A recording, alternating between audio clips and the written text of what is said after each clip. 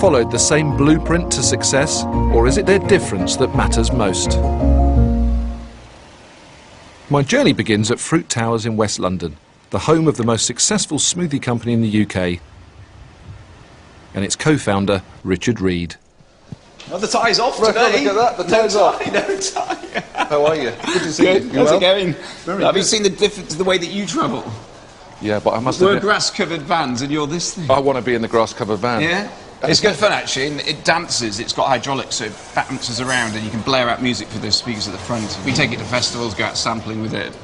And a lot of my people have met their partners through it as well. Richard is leading a new wave of entrepreneurs who have embraced a business style pioneered in the US by companies like Google. He believes that if his employees feel at home, they'll be extra productive. And despite opting for an open collar, I still felt overdressed. It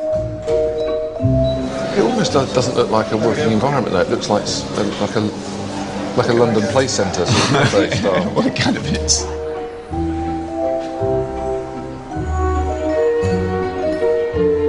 The most important thing is, first of all, have a smoothie.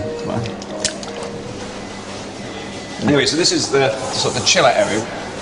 It's basically a big communal area for people to come in for informal meetings.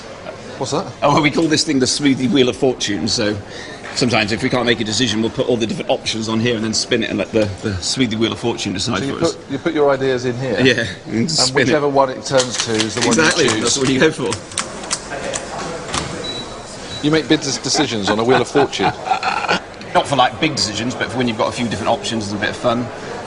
So it's got sort of like a home feel, like it's your kitchen, Yeah. and then you've got people. More sitting rooms. You let people wear whatever they want to wear. Yeah, no, and that's the point. If you want to wear a suit, you're extremely welcome to wear a suit. But you'd look. We don't tell people. You'd look a bit like me now, wouldn't you? I feel now as if I've come into a business environment for the first time and I'm completely out of place. Well, I have feel- to say, I'd probably come in tomorrow Well, no, with because trunks we on would or never something. judge. We would never judge someone on what they wore. That's just it's not that type of vibe. You've got to wear what you're most comfortable with, so you can do your best work. I've literally seen one person sat at his desk in his dressing gown. Now, even that was slightly pushing the limits of what you can wear around the office. his dressing gown? In his dressing gown. He said he was cold. Yeah. After reading geography at Cambridge, Richard set up the Fruit Juice Company in 1999 with fellow graduates John Wright and Adam Ballon. We have a little house phrase, which is if you're 70% sure, then go for it. Don't wait around trying to be 100% confident it's the right decision. I've had the very rare privilege, I think, to have spent the last 12 years doing something that I've found to be incredibly exciting and interesting and mind-expanding and life-enhancing, and doing it with my two closest friends. So who wants to come and make some smoothies? Today, Richard sells over 2 million bottles of smoothies a week, but they're expanding their range, moving into ready meals and taking on the giants of the orange juice market. It's about being natural. Natural ingredients, making natural food, but also the idea of being natural, talking naturally, acting naturally. People can come in that work at Instant, be their natural selves at work each day. Kimberly is joining us as our new purchase ledger specialist. She can make the sound of a dolphin. We won't hide behind some sort of weird corporate facade, we'll just be who we are.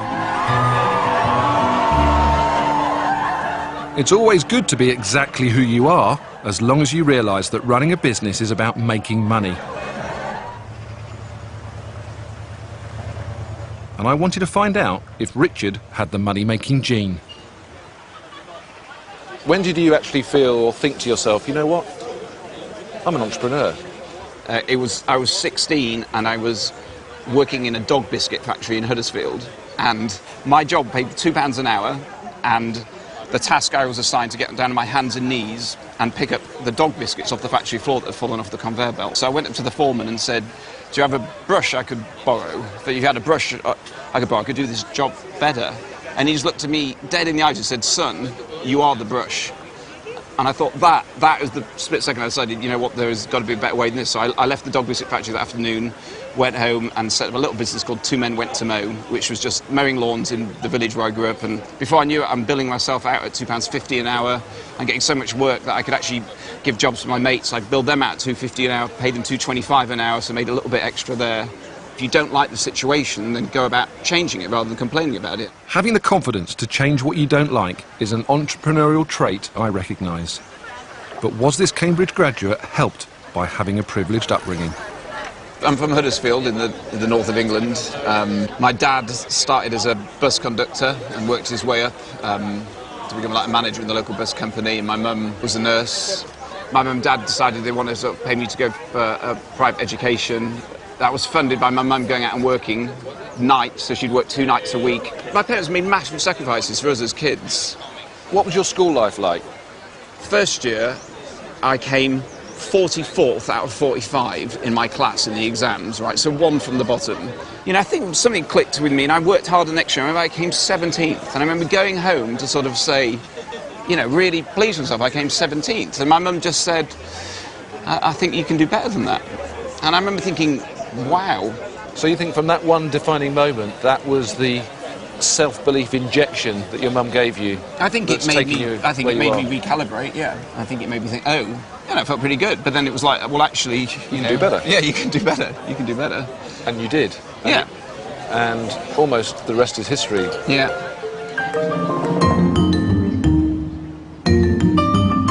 To truly uncover why Richard has become so successful, I needed the answers to some uncomfortable business questions. But that would have to wait.